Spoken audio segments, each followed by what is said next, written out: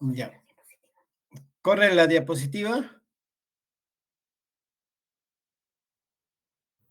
Está en la primera diapositiva. Ahí está aquí. ¿Ya Doctor, entró? no está corriendo. No.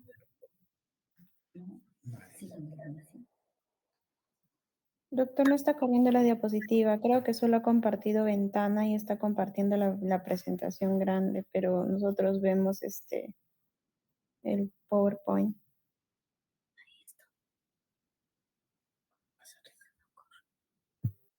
Entonces.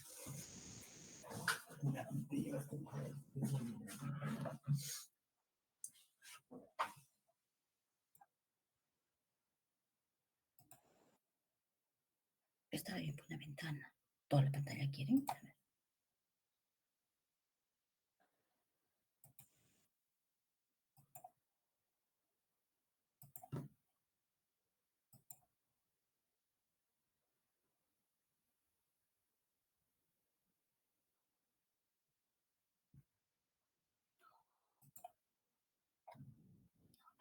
Está bien una ventana.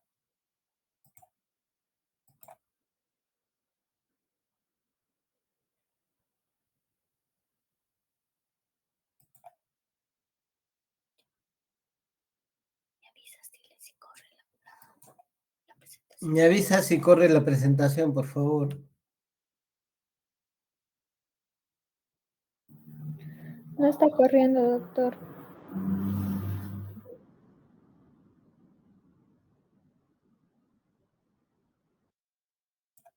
Pone toda la pantalla.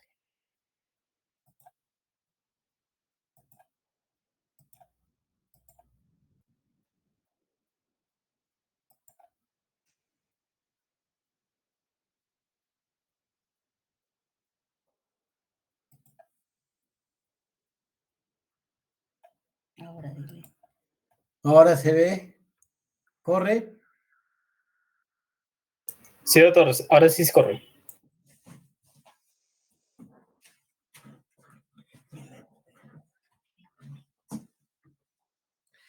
Muy bien, entonces, con las dificultades de acá está fallando el sistema. En todo caso, vamos a continuar. Acuérdense que en lo que es el proceso oncológico, pues es una situación de alta gravedad, ya que va a tener que ver con la vida del paciente de todas maneras en una forma muy agresiva. Si bien es cierto, este proceso no se presenta en forma rápida, ¿no? Va a presentarse en el transcurso de los días, de los meses, ¿no? Entonces, es importante que se realicen ciertas actividades para prevenir la presentación del cáncer, ¿no? Acuérdense que por lo menos 1 de cada 3 cánceres pueden prevenirse, ¿no? Y el 40% de todas las muertes pueden ser evitadas, ¿no? En cáncer. Entonces, es una estrategia a largo plazo. Más costo eficaz control de cáncer. Entonces, esto es lo que tenemos que nosotros tener en cuenta para la prevención. Entonces, la prevención, según la Organización Mundial de la Salud, dice tomar las medidas, ¿no? Destinadas no solamente a prevenir la aparición de la enfermedad, no tales como la reducción de los factores de riesgo, sino también a atender su avance y atenuar las consecuencias una vez establecidas. O sea que hay varios niveles de prevención. ¿Corrió la diapositiva? ¿Sí?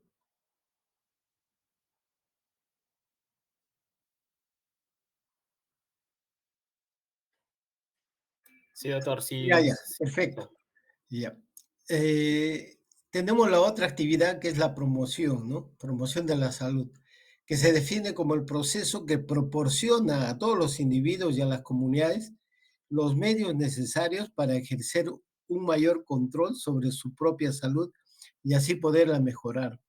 O sea que hay una serie de actividades que se instalan a raíz de este proceso que tienen que impedir que el cáncer se presente y tenga las connotaciones que puede producir, llevando al ser humano, al paciente, a la muerte. Entonces es importante que se tomen todas las medidas necesarias para evitar que se presente este proceso. Algunas diferencias entre lo que es prevención y promoción, ¿no? La prevención establece en una población enferma un riesgo de enfermar, ¿no? En cambio, la promoción es en todas las personas sanas, ¿no? O sea, ahí ya no hay distinción. La prevención es controlar la enfermedad y la promoción es mantener y mejorar la salud, ¿no? Esto es importante que reconozcamos, porque acuérdense que no solo es curar, sino que hay que mantener esa salud, ¿no? Como veíamos en la mañana en la práctica, pues el médico tiene que hacer un seguimiento adecuado del proceso de la enfermedad. Aumento de la eficacia en la prevención. Cuanto más temprano se frene el curso del proceso de enfermedad, será mucho mejor la prevención, ¿no? Y en la promoción, cuanto más temprano se inicie la detección, o sean las actividades de promoción, va a ser mejor también para el proceso de la salud. Medidas destinadas en la prevención a prevenir la aparición y avance de la enfermedad y atenuar sus consecuencias. Acuérdense que una vez que se produce la enfermedad va a producir todo un cuadro clínico y ese cuadro clínico, si es tratado, va a dejar determinadas consecuencias, ¿no? Por más que de repente a veces el tratamiento sea muy eficaz. En la promoción hay que modificar actitudes, conductas y comportamientos, ¿no? Por ejemplo, el uso excesivo de algún tipo de perfume o uso excesivo de alguna pintura, uso excesivo, por ejemplo, de el cigarrillo, ¿no? Entonces, todo eso son conductas que pueden favorecer la presencia de la enfermedad y hacemos una promoción para evitarlas, ¿no? La motivación en la prevención es alta motivación del sistema sanitario y de la población, porque una vez que se presenta el proceso, acuérdense que esto va a degenerar a una enfermedad de gravedad. Y en cuanto a la promoción, es percepción individual de escaso beneficio, ¿no? La promoción es casi a nivel personal. ¿Existe una relación entre prevención y etapas de la historia de la enfermedad? Por supuesto que sí, ¿no? Acuérdense que en el periodo prepatogénico en el cual el sujeto está expuesto a factores de riesgo, esto es importante que lo reconozcamos. Hay factores de riesgo para cada una de las enfermedades, ¿no? O la presencia de estos agentes causales de la enfermedad. Esos son factores de riesgo. No hay cambios fisiopatológicos, anatómicos o manifestaciones clínicas que se puedan identificar con la enfermedad, pero sí tenemos un factor de riesgo. Por ejemplo, trabajar en una mina de carbón, ¿no? O trabajar, como les decía en la mañana a los alumnos, ser un tecnólogo de rayos X, ¿no? Que se va a cuidar adecuadamente, va a estar expuesto a un daño, ¿no? A un factor de riesgo. Entonces, tenemos que prevenir que no se vaya a presentar. Todas las intervenciones que se aplican en este periodo se denominan prevención primaria, ¿no? O sea, el estado prepatogénico. En el periodo patogénico se quebraron las medidas del estadio prepatogénico y la enfermedad es detectable desde el punto de vista anatomofisiopatológico. Se identifican dos periodos, presintomático y sintomático. Cuando la persona presenta síntomas o signos clínicos, ¿no? Entonces, las intervenciones realizadas en este periodo se denominarán prevención secundaria, ¿no? No disminuyen la incidencia de la enfermedad, pero sin embargo pueden iniciar un tratamiento en sus fases iniciales. Conlleva una mejor evolución de la enfermedad, pudiendo llegar a reducir la prevalencia. Entonces, es importante que veamos esto, porque esto nos permite ver la evolución y el futuro del proceso de la enfermedad, ¿no? Entonces, acuérdense que la prevención secundaria fracasa cuando no se detecta la enfermedad en un estado presintomático, ¿no? Y puede ser que aparezcan algunos signos o síntomas indirectos, o como ya hemos dicho, hay los factores de riesgo está en un estado presintomático y cuando ya aparecen los síntomas ya es una prevención secundaria. Eso es lo que tenemos que tomar en cuenta, ¿no? Entonces, podemos reducir la prevalencia de la enfermedad si es que tomamos conductas adecuadas de prevención. Periodo de resultados o secuelas, que es en el cual el proceso patológico ha seguido evolucionando de manera espontánea sin intervención médica y tiene un desenlace que puede ser la curación, la cronicidad, la incapacidad o muerte de la persona. Entonces, esto es el periodo terciario que te mucho muy bien, ¿no? Esto se llama nivel de prevención terciaria. A esto no debemos llegar los médicos, ¿no? Entonces, lo que vamos a hacer es una prevención primaria. En este nivel hacemos que la enfermedad no se presente. En el segundo nivel ya la vamos a tratar para limitar las consecuencias de este proceso y tratar de recuperarlo al 100%. Entonces, esto es importante que lo conozcamos, ¿no? Entonces, si no lo hacemos así, no tenemos el proceso mismo de la enfermedad, vamos a caer pues en esta prevención terciaria, ¿no? Tratando ya las secuelas. Entonces, las actividades preventivas tienen 4 niveles. Normalmente son 3, pero se ha añadido uno más. El primer nivel, promoción y educación sanitaria, y es la protección de la salud, ¿no? Cuyo objetivo es disminuir la incidencia de la enfermedad, es decir, la presentación de casos nuevos, ¿no? La prevención secundaria es diagnóstico precoz, tratamiento oportuno y limitación del daño. Esto es lo que nosotros tenemos que hacer cuando ya hemos detectado una enfermedad, ¿no? Entonces, ¿qué vamos a hacer? Reducir la prevalencia de la enfermedad. La prevención terciaria, tratamiento para prevenir las secuelas, la rehabilitación física, ocupacional y psicológica. En el proceso oncológico de daño, es muy importante tener en cuenta estos 3 procesos. La rehabilitación física, porque puede conllevar el proceso tumoral a lesiones de incapacidad. Esto va a perjudicar también la parte ocupacional, por eso es importante que se trate de recuperar al máximo. Y la parte psicológica, ¿no? Acuérdense que una persona que tiene el diagnóstico de cáncer es como que prácticamente se le haya dictado una sentencia de muerte. Hay que mejorar la sanidad de vidas de las personas, ¿no? La sanidad, ¿no? Entonces hay que mejorar a estas personas. Es difícil, pero hay que mejorar. Se ha añadido un nivel de prevención cuarto, que es concientizar, concienciar el potencial de dañino en la práctica médica.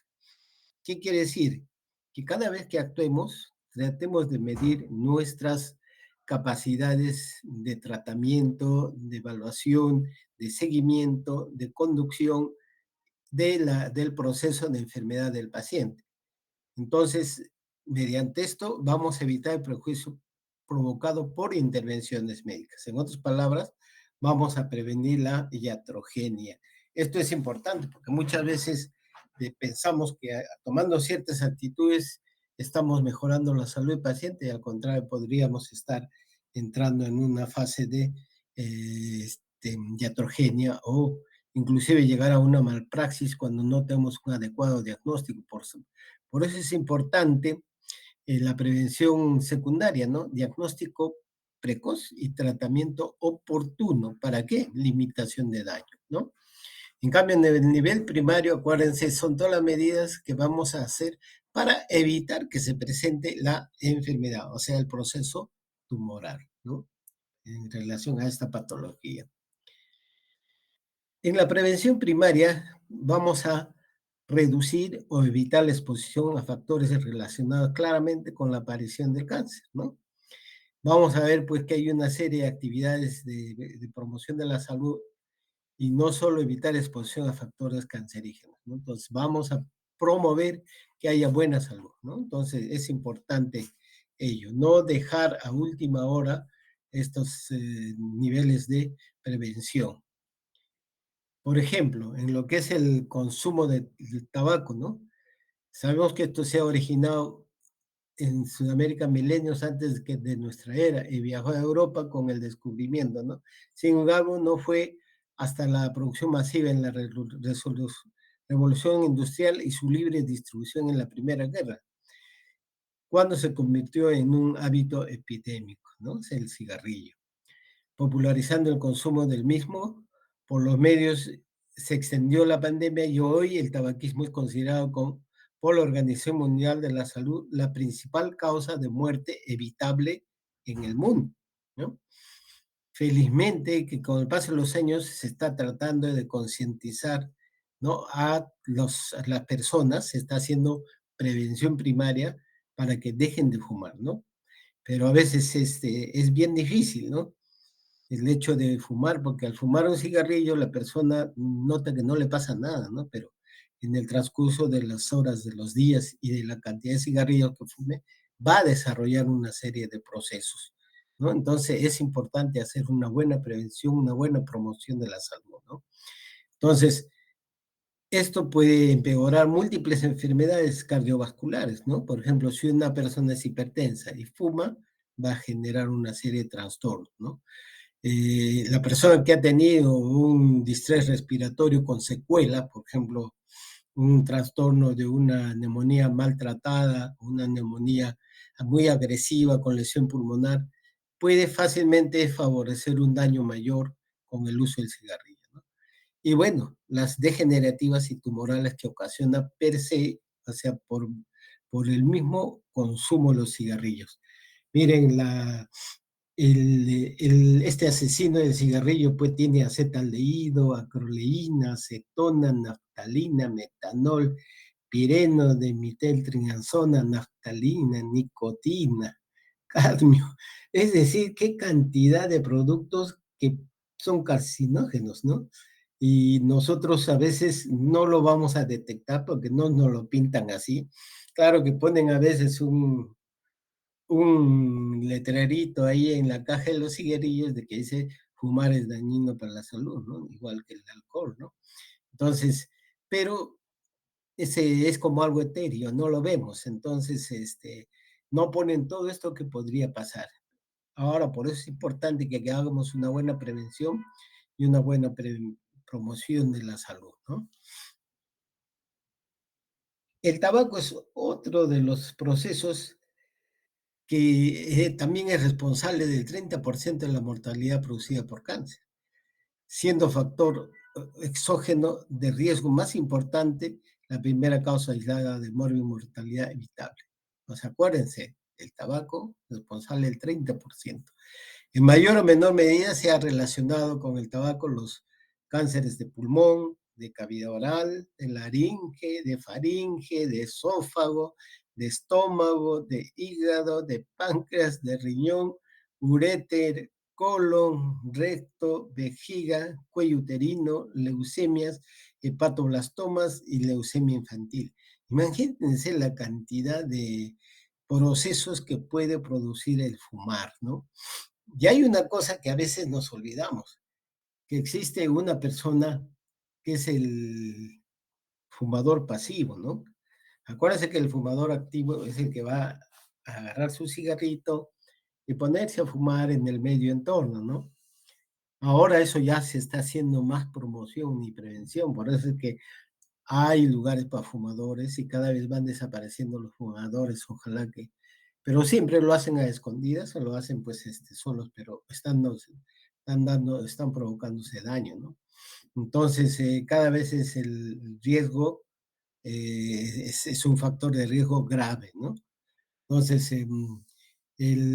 acuérdense que este fumador pasivo adquiere pues un cáncer de segunda mano, ¿no? O sea, él no fuma, pero a raíz de que el entorno tiene la presencia de estos humos del tabaco, va a adquirir una posibilidad de cáncer, ¿no? Entonces, esto es importante que lo demos a conocer. Está bien que nos guste, digamos, fumar a nosotros, pero hay que cuidar al entorno, porque el entorno es al final, de repente, el que hace más rápidamente el cáncer, ¿no? Se ha visto en algunos procesos, ¿no? Entonces, esto es importante. El alcohol.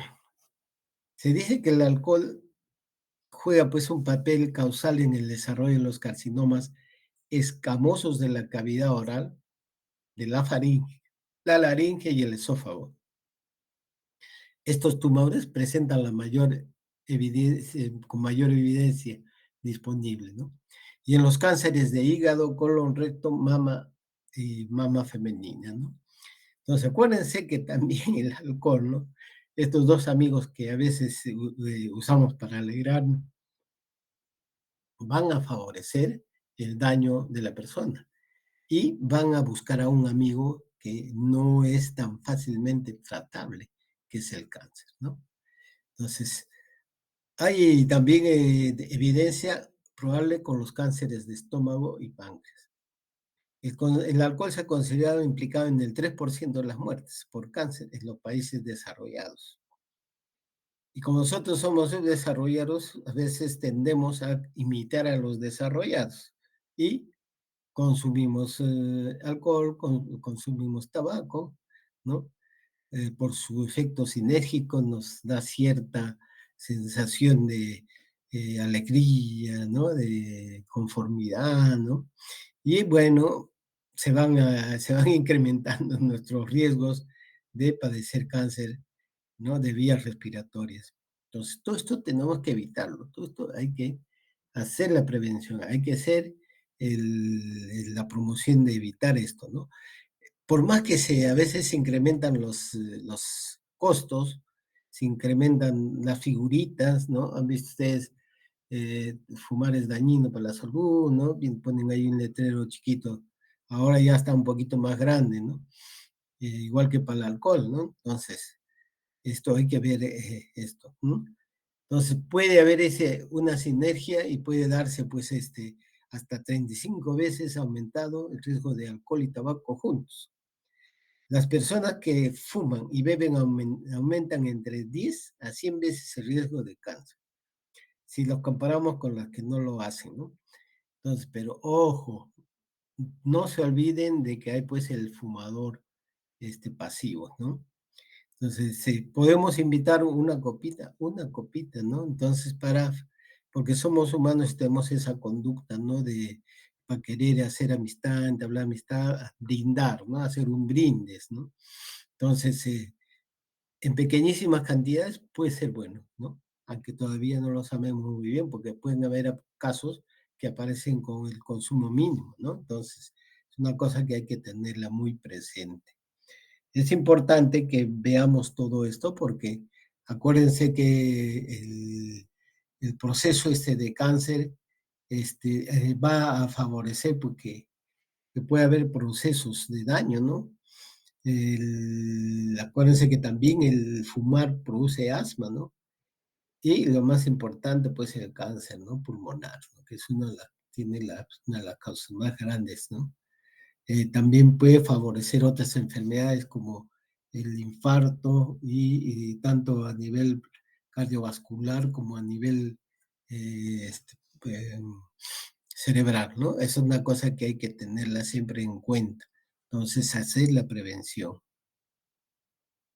¿Cuál sería una buena prevención? Sacar todas las cajetillas de cigarrillo y quemarlas, ¿no? Sacar todas las bebidas alcohólicas y deshacerlas, ¿no? Desparramarlas y botarlas. Una cosa ideal, ¿no? Muy esto, ¿no? Si supiéramos todo lo que puede pasar por estos procesos, creo que lo haríamos, ¿no? Hay otro proceso que indudablemente no es tan agresivo como el fumar o el tomar, que es el sobrepeso y la obesidad, ¿no? Que también son un factor de riesgo de cáncer de esófago, colon, páncreas, endometrio, riñón, así como cáncer de mama en las posmenopáusicas. Y nuestro país es un país en el cual el porcentaje de sobrepeso u obesidad está por niveles por encima del 50%, ¿no? Y miren qué alegría para las mamás cuando ven un niño gordito. Ay, mi hijito gordito está bien sano. Lo que no sabemos, lo que no pensamos es que en el futuro esa obesidad puede crearle problemas muy severos, ¿no? La ingesta de grasas totales en la dieta no se ha relacionado directamente con el incremento en el riesgo de cáncer, ¿no? Pero en la dieta normal, ¿no? La dieta normal. No es como que yo todos los días como una fritura, como un picante, como una parrilla, ¿no? Entonces, eso sí me va a incrementar, ¿no? Acuérdense que las dietas, hay dietas y hay dietas, por eso se ha cambiado, por ejemplo, a la dieta que hay en los otros continentes, ¿no? Existe evidencia que respalda el consumo de carnes rojas con la relación de incremento de cáncer de colon, ¿no?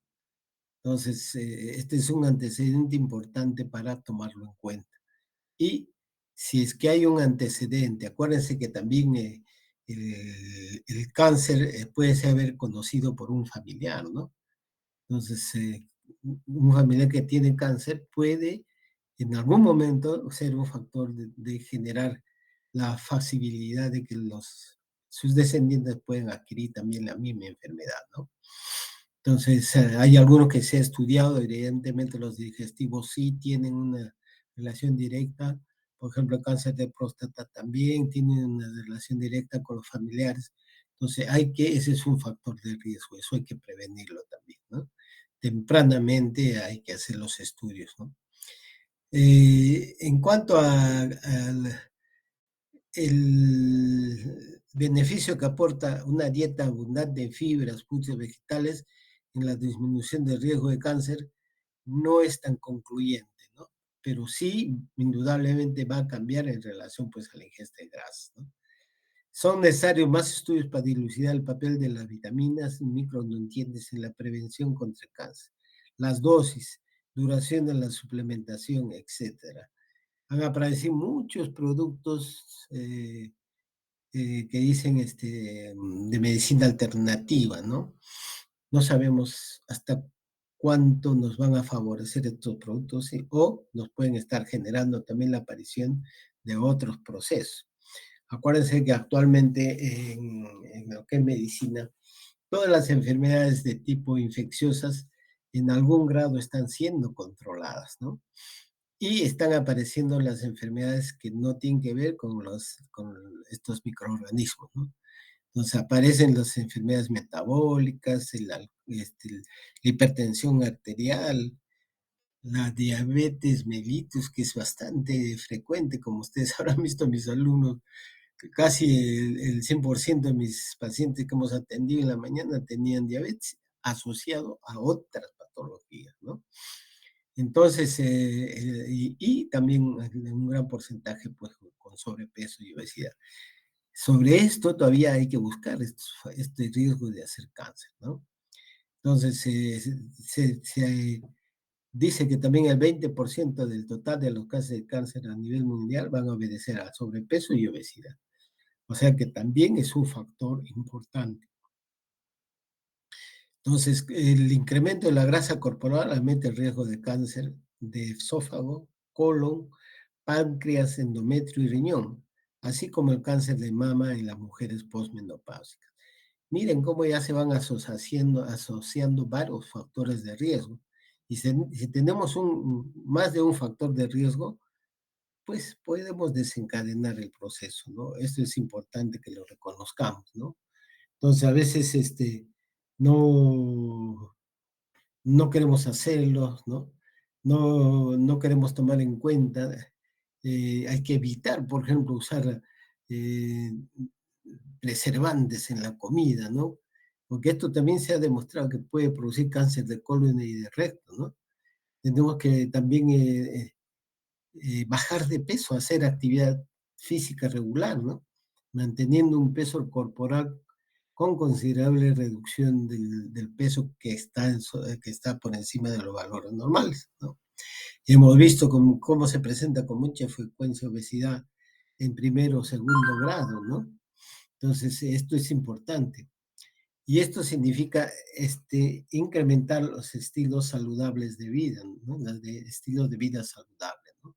Entonces, eso es importante que lo tengamos en cuenta, ¿no? Entonces, las dietas ricas en frutas y verduras pueden ser un factor protector, como en la dieta del Mediterráneo, ¿no? Entonces, acuérdense que sumado pues al alcohol se van a incrementar dobles factores de riesgo, ¿no? Entonces, también a veces hay que tomar en cuenta que este concepto de estilo de vida saludable, de forma resumida, engloba los siguientes aspectos. Un índice de masa corporal entre 18.5 y 24.9, que es lo normal, ¿no? Kilogramos por metro cuadrado de superficie corporal. ¿Qué tenemos que evitar? Los alimentos que promueven el aumento de peso, las bebidas azucaradas. ¿Por qué creen que ha cambiado tanto la distribución de gaseosas que ahora hay un alto porcentaje de bebidas cero, ¿no? Que dicen ceros o light, ¿no? Que también ya se está viendo que por ahí puede haber otro conjunto de enfermedades que van a ser como producto de este cambio de bebidas, ¿no? La comida rápida, ¿no? Acuérdense que eso es frito, que eso es con humo, que una serie de cosas, se echa pues una serie de condimentos, se echa el aceite, entonces hay facilidades que puedan favorecer el desarrollo también de proceso de cáncer.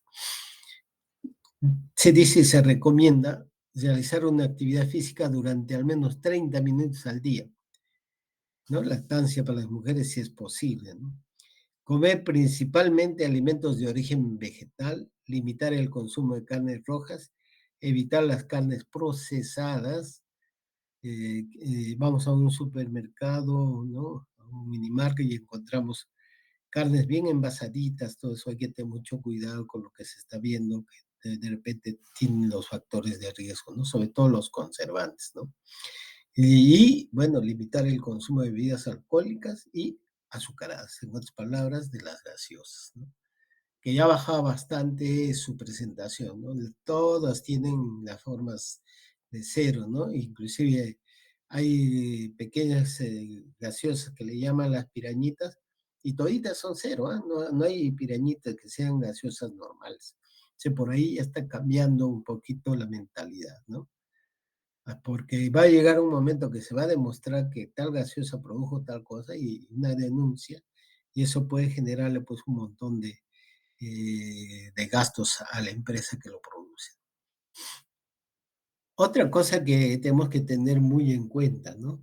Es la exposición al aire, que diga a la exposición solar, ¿no?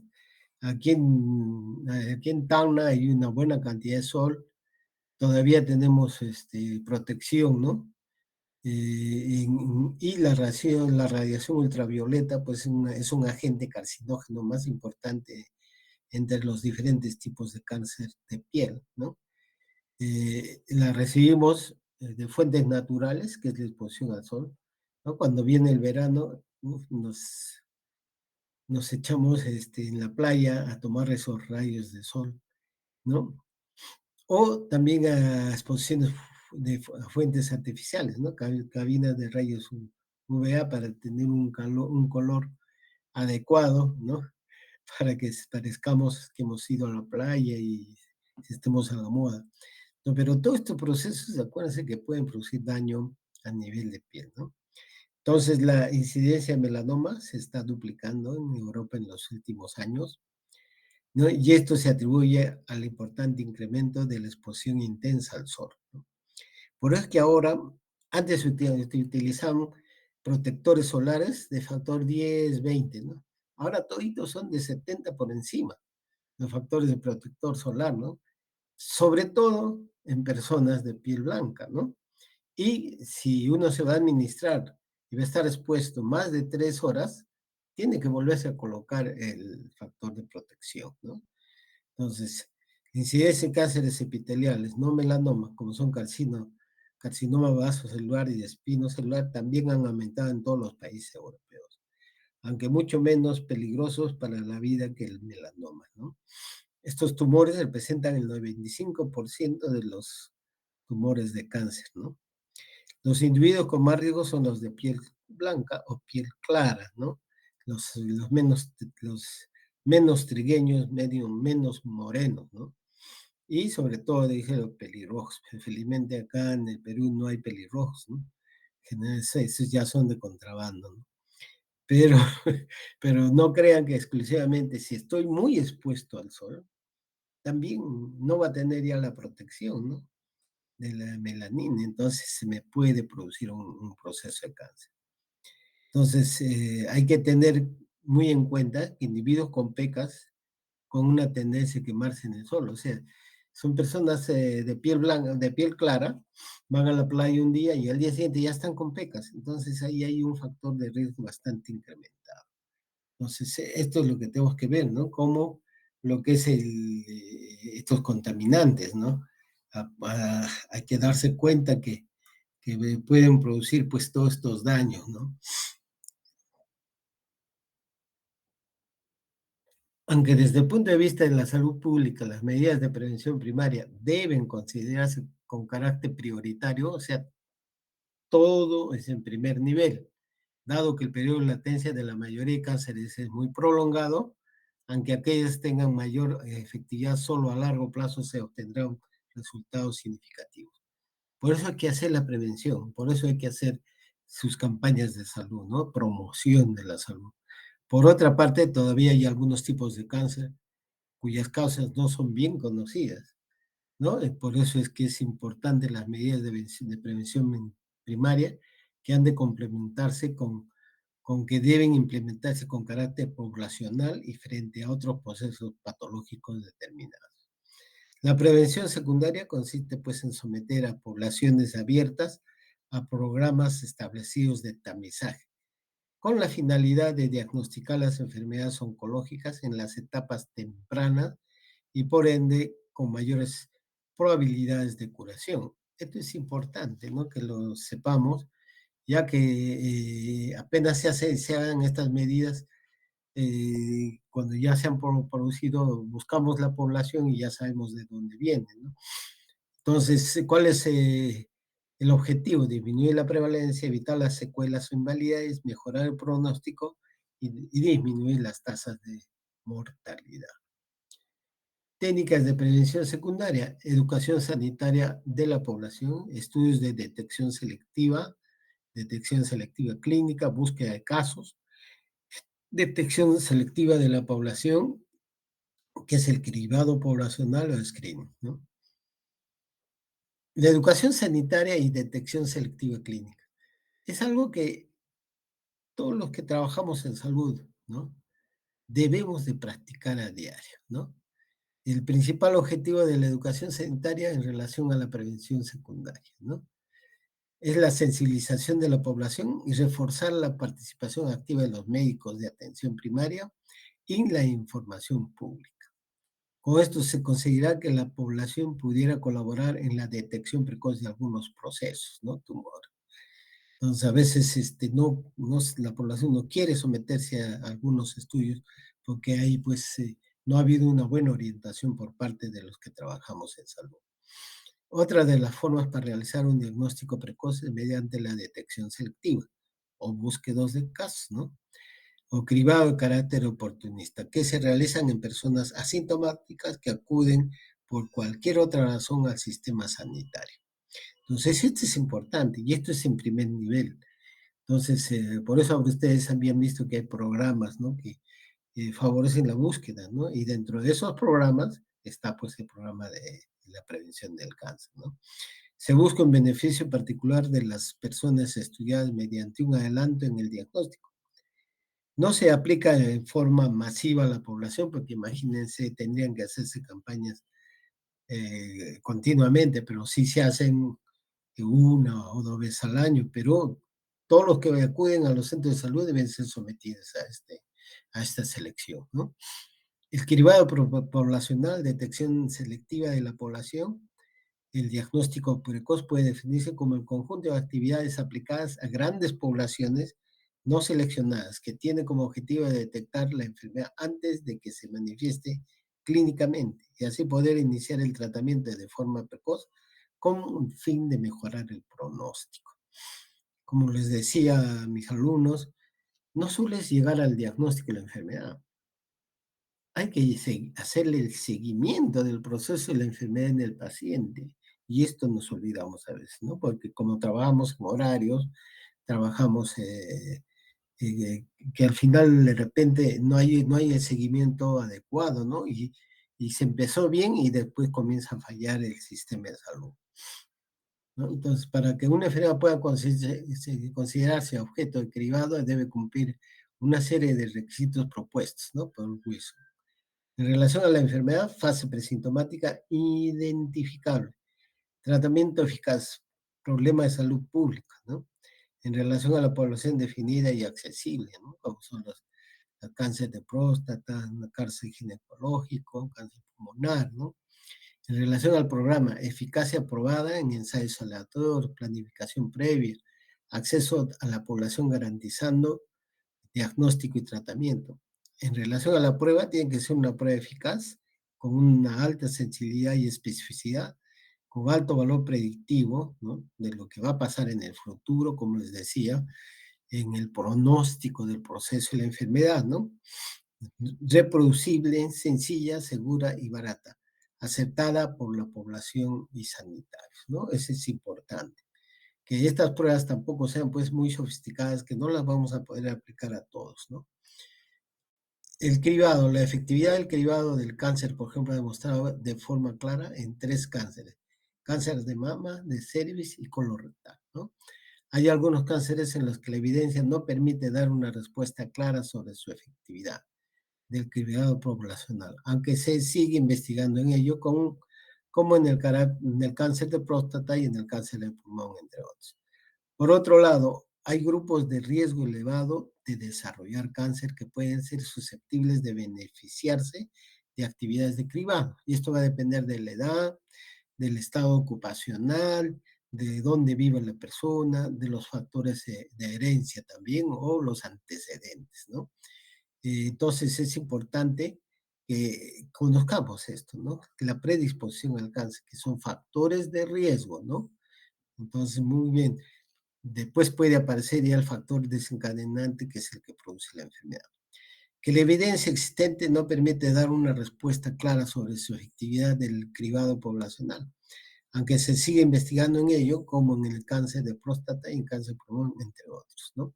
Por otro lado, hay grupos de riesgo elevado de desarrollar cáncer que pueden ser susceptibles, deben de beneficiarse de actividades de cribado diferentes a las planteadas, como sucede en los casos de síndromes hereditarios de predisposición al cáncer, ¿no? Como lo que decíamos, ¿no? Cáncer gástrico u otros cánceres que pueden ser como tener el antecedente de una predisposición familiar hereditaria. En la detección precoz del cáncer, ¿no? Un programa de cribado de cáncer se refiere a la realización de pruebas diagnósticas a personas, en principio sanas, para distinguir aquellas que probablemente estén enfermas de las probablemente no lo están.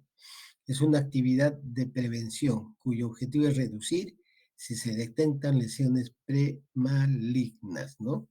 El número de enfermos y así evitar la mortalidad prematura o la discapacidad asociada a la enfermedad en definitiva. Y por lo tanto mejorar su pronóstico, ¿no? Acuérdense que hay muchos procesos que nos pueden producir daño, ¿no? Por ejemplo, carcinógenos en el aire, en el suelo, en el tipo de agua que consumimos, ¿no? Alimentos contaminados con sustancias químicas, ¿no? Cocinar a leña, ¿no? Ya eso ha cambiado bastante, ¿no? Entonces pueden duplicar pues el riesgo a ciertos cánceres, por ejemplo, como el cáncer de pulmón, ¿no? Entonces hay que tener en cuenta que hay otros factores, ¿no?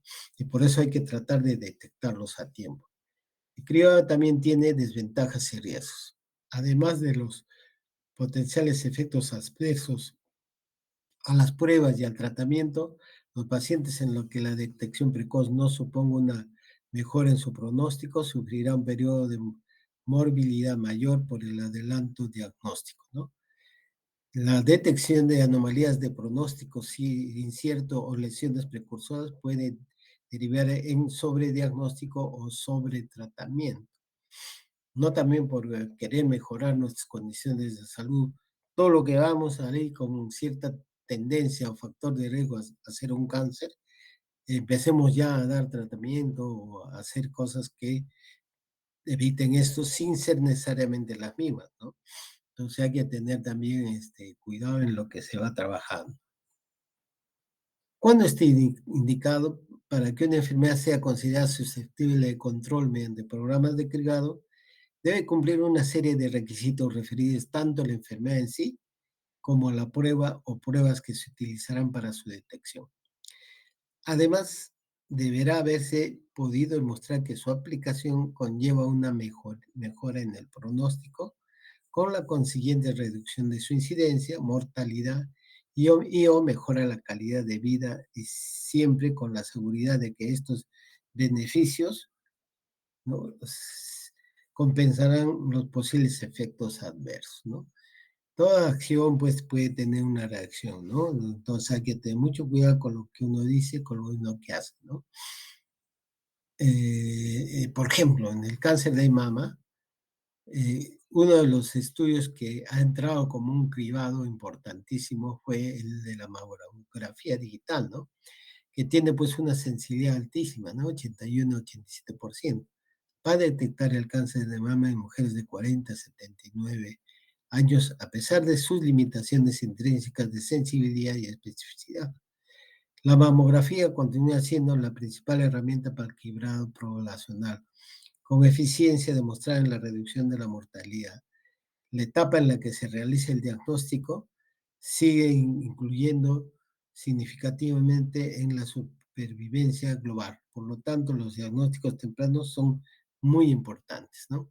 Acuérdense que hay exámenes físicos en los cuales vamos a detectar probablemente la presencia de ciertas masas que podemos nosotros pensar que puede ser un cáncer. Entonces, hay que tener mucho cuidado cuando uno encuentra alguna de estos tipos de diagnósticos, no asumir directamente que es un cáncer, ¿no? Porque puede ser el daño psicológico tan grande que el mismo proceso de enfermedad. Entonces, ¿no? Se van a estudiar, se van a limitar. Si se hace el examen de autoexamen de mama, ¿no? Se le dice que vaya a utilizar todos los procedimientos adecuados como lo hacen en ginecología. Y si hubiese por ahí alguna cosita, tiene que pasarse a una mamografía, ¿no? Que es importante. Y posteriormente, si esta es positiva, ya se pasará pues a una biopsia, a una cirugía, ¿no? Entonces, pero ya previamente se habría hecho ya un diagnóstico.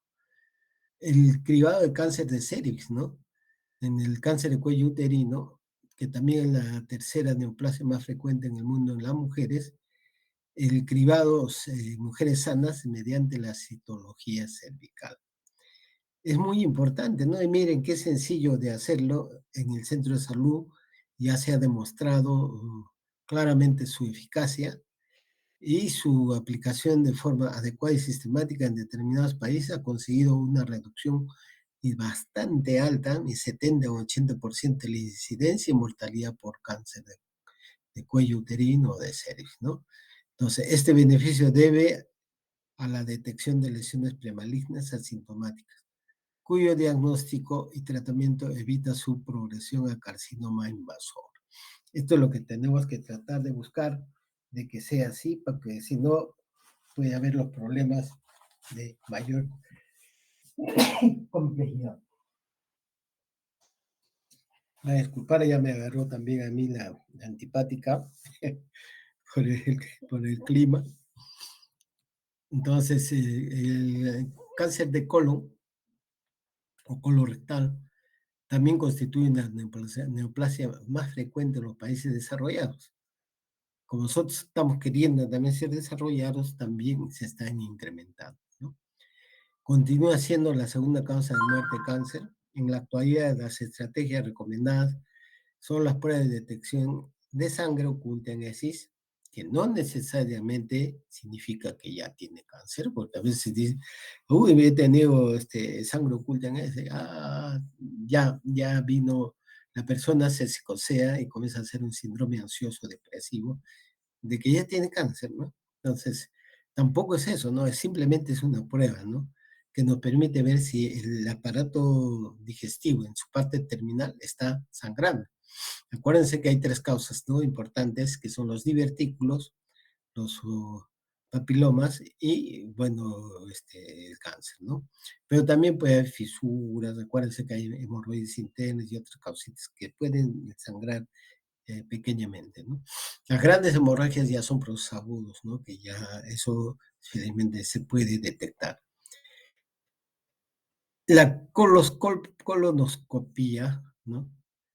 Que es importantísimo, este estudio que se realiza en los pacientes, permite viajar por el colon descendente, el transverso y el ascendente. Y ahí vamos a encontrar lesiones, ¿no? De tipo neoproliferativas, ¿no? Cambios de coloración, cambios de celularidad, y también permite hacer secundariamente la toma de biopsias, ¿no? Para poder detectar ya un diagnóstico ya de certeza del proceso, ¿no? Entonces, es importante la colonoscopia, ¿no? Entonces, cada vez se aplica mucho más en los hospitales. Ya nuestros hospitales cuentan con una cantidad de gastroenterólogos entrenados y que pueden tempranamente llegar a estos diagnósticos, ¿no? Para también su temprana tratamiento y evitar pues los procesos terciarios que podrían producirse, ¿no? Las secuelas. Entonces, la detección, presión sintomática y cribado se detecta por cribado, aparición de síntomas, diagnóstico, inicio de tratamiento, supervivencia es, si es que se hace precozmente, esto va a mejorar, ¿no? En la segunda línea es de detección precoz sintomático, diagnóstico, más precozmente, inicio de tratamiento, mayor supervivencia, complicaciones severas, ¿no? Van a haber siempre, ¿no? En el diagnóstico, en el cribado, ya vamos a tener un diagnóstico más cercano, con un inicio de tratamiento, diríamos, muy precoz y con un significado aumento de la supervivencia. Entonces, esto es importante que lo tomemos en cuenta muy bien este cuadrito. Miren cómo el diagnóstico que se hizo muy tardíamente va a producir menor supervivencia y complicaciones severas. El que se hizo tempranamente con el cribado va a favorecer el proceso, ¿no? Un segundo.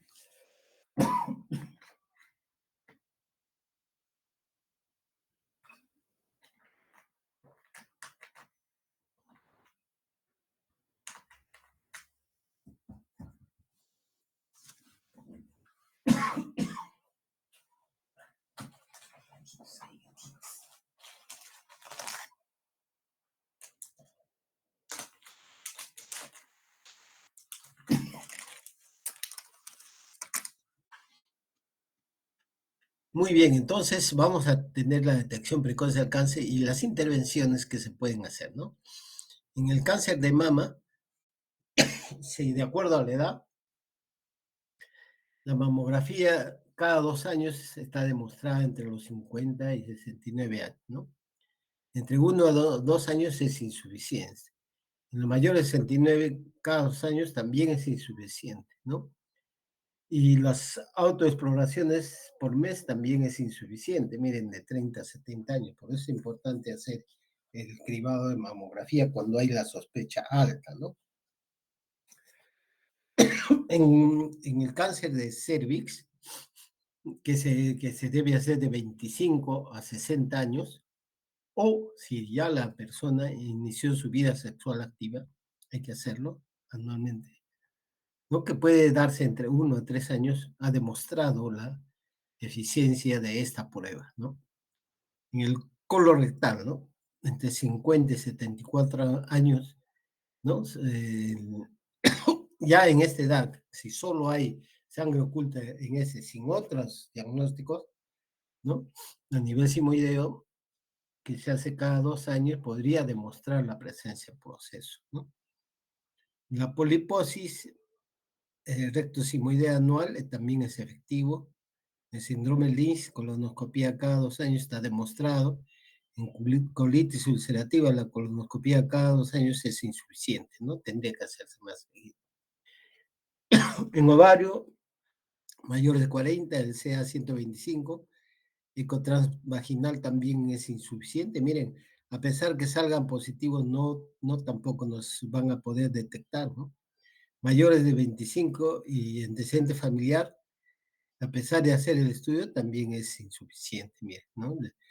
Entonces, ¿qué quiere decir? Que nos falta completar más estudios, nos falta hacer más trabajos de investigación. Ustedes que son jóvenes, deben de pensar siempre en esas posibilidades, o sea, hacer un trabajo de investigación para que se mejoren los estados de salud en el área que ustedes les toque trabajar o tengan pues la afición a esa área más importante, ¿no? La oncología es una de las patologías que nos da, a veces nos hace pensar en pronósticos no tan adecuados, entonces hay que tener mucho cuidado, ¿no? Pero se necesitan también oncólogos para que poder tratar a esa población que tiene estos procesos. En próstata, mayores de 50 años, el PSA anual es insuficiente, ¿no? Ya tiene que hacerse un poco más seguido, ¿no? Probablemente, y también ver los factores de riesgo, ¿no? Y el ecotrans rectal, ¿no? Que también se ha demostrado que la evidencia no es tan buena. Pero una vez que ya se presenta y en valores altos, sí es positivo. Y sobre todo cuando hay antecedentes familiares. Es importante tomarlo en cuenta. A veces nos olvidamos de eso, ¿no? Entonces, sí, son varias situaciones que se van sumando que nos aumentan los factores de riesgo. Miren, en cuanto a los cuidados integrales del cáncer, hay un documento nacional que está vigente hasta el 24, ¿no? En los cuales se van desde el primer nivel de atención, ¿no? En los cuales se ven talleres de capacitación, capacitación para profesionales de salud, elaboración de flujos de la referencia y contrarreferencia, ¿no? Selección y contratación de profesionales, o sea que hay muchas actividades que están con el objetivo de que se pueda resolver los problemas de salud, ¿no? Sobre todo, ver la prevención de que no se presenten estos procesos, ¿no? También acceso oportuno al tamizaje de cáncer de cuello uterino, mama, así como el de las lesiones premalignas, ¿no? Acuérdense que eso ya hay toda una normativa en la cual se va a tomar, se va a hacer el IVA, se va a hacer el PAP, ¿no? Entonces, y se va a dar tratamiento también, ¿no? Para estos procesos que pueden ser favorecer el cáncer, ¿no? Entonces, es importante que lo tomen en cuenta, ¿no? Este es uno de los programas que mejor maneja a sus pacientes, ¿no? Entonces, también en el de colon y recto, próstata y piel, el tamizaje de cáncer de próstata, ¿no? Acuérdense que esto se debe hacer inicialmente con el tacto, ¿no? Rectal. Pero también está siendo reemplazado, pues, por la eco, ¿no? Transrectal, que es importante. Y permite llegar, pues, a diagnósticos veloces. Y el PSA, acuérdense que el PSA sí se puede hacer, felizmente que el costo cada vez es menor y está en el alcance de nuestro sistema de salud. La prevención terciaria va orientada a la prevención, diagnóstico precoz y resolución de la enfermedad, morbilidad y discapacidad como consecuencia del diagnóstico y tratamiento de un cáncer, ¿no? Incluye no solo el tratamiento en sí del cáncer, sino también la rehabilitación. Acuérdense que ya la prevención terciaria va más a la rehabilitación integral del paciente, física y mental, ¿no? Con el fin de conseguir que el individuo esté curado o no de su cáncer, tenga la mejor calidad de vida posible. A mí me da, cada vez que tenemos un pacientito en el piso que ya llega con diagnósticos establecidos, ¿no? Con procesos donde el cirujano oncológico ya no puede hacer nada, la quimioterapia tampoco es eficaz, la radioterapia tampoco, entonces pasan a un tratamiento paliativo. Miren qué triste, ¿no? Tener a un familiar tan cercano como puede ser un papá o una mamá, que la única alternativa que le queda es el tratamiento paliativo, ¿no? Es decir, cuidar de que no se infecte, de que no tenga dolores y asistir en ese periodo a su muerte, ¿no? Por eso es importante no llegar a esto, detectar tempranamente y que la muerte sea natural, ¿no? No sea por el proceso de enfermedad. Prevención del cáncer. Primaria, evita que ocurra la enfermedad al disminuir la exposición a factores de riesgo como fumado, asbesto, etcétera. Todo lo que hemos hablado, ¿no? Prevención secundaria, detectar la enfermedad subclínica en un momento en que la intervención terapéutica puede prevenir la enfermedad, ¿no? Prevención terciaria, reducir las complicaciones de la enfermedad cuando esta es clínicamente evidente, ¿no? Entonces, acuérdense que la terapéutica no solo termina en la administración de medicamentos y el alta médica, sino que hay que hacerle seguimiento cómo va posteriormente a ello, ¿no? Eso es importante que lo reconozcamos.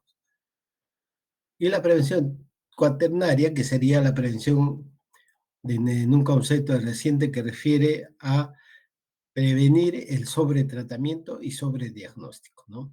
La iatrogenia ocasionada por los médicos o trabajadores de salud que no tienen la intención, ¿no? Es inintencionada sobre los pacientes al respecto por su autonomía y a obtener, en definitiva, una mayor humanización y ética en la relación médico-paciente en su tratamiento y seguimiento. El médico, hasta que termine de trabajar o se retira de la carrera, sigue siendo médico, ¿no? Y que con las mismas capacidades y con los mismos ímpetus que empezó la carrera, ¿no? Entonces, ustedes como estudiantes, yo los veo muy ansiosos de adquirir conocimiento, de estar oyendo todo lo que se les dice, de anotar todo lo que se les ofrece, de revisar los apuntes, de hacer sus propias guías, ¿no? Sintetizadas, mejoradas probablemente. Y eso tiene que seguir hasta que ustedes ya estén mucho mayores, ¿no? Entonces, acuérdense que es importante que no se queden ahí, ¿no? Que sigan en este proceso de eh, seguimiento de la enfermedad, ¿no? Entonces, el cáncer, para hablar en cáncer tenemos bastante, ¿no? Para cada proceso de cáncer hay un nivel de prevención, hay todos los procesos de screening necesario, ¿no? Que se debe hacer, ¿no? Entonces, ahí vamos a quedar, ¿no? Sin antes, hablar pues de algo que siempre deben tomar en cuenta, que también hay la contaminación ambiental, también es otro factor de riesgo que a veces nos olvidamos, ¿no? Los trabajos ocupacionales, las radiaciones, como lo decía, ¿no? Los que trabajan con radioterapia, ¿no? Todo eso es importante, ¿no? Conocer, ¿no? Si, cómo se va a hacer, cómo se trabaja, qué lesiones se pueden producir por el trabajo, ¿no? Entonces, eso es importante que lo conozcamos, ¿no? Acuérdense que una vez producida la enfermedad viene pues la quimioterapia o la radioterapia o la cirugía, ¿no es cierto? Entonces son tres mecanismos por los cuales debe de eliminarse este proceso tumoral, ¿no? El más agresivo es la cirugía, ¿no? La radioterapia está teniendo muy buenos efectos en los últimos años, limita el daño y puede favorecer una buena recuperación, pero tiene que continuarse con tratamiento de quimioterapia, ¿no? Para evitar así que los pocos focos de neoproliferación que quedan en el organismo vuelvan a reproducirse y generar especialmente lo que llamamos las metástasis, ¿no? Entonces, acuérdense que una vez producido un tumor de determinado tamaño, dependiendo de la malignidad, de la agresividad del proceso, va también a favorecer la presencia de metástasis, ¿no? Y si hay metástasis, pueden ir hasta donde llegue la sangre, ¿no? Entonces, no hay que permitir que llegue a esto, ¿no? Hay que detectarlos in situ, en su sitio, y eliminarlos, ¿no? Antes de esto. Pero también no hay que permitir que esté en su sitio, sino hay que prevenir que no se presente. Y lo mejor es la prevención, no se presente, ¿no? Y entonces, vamos a hacer algo muy bueno porque es para la humanidad, ¿no? Tenemos tantos enemigos internos, externos, que nos pueden producir daño, ¿no? Entonces, acabemos con estos enemigos que tienen que ver con la salud. Entonces, es importante, es lo que les quería decir. Indudablemente hay muchas cosas más que hablar que ya lo estaremos haciendo en el transcurso de las horas. Sí, muy bien, chicos, ¿alguna pregunta?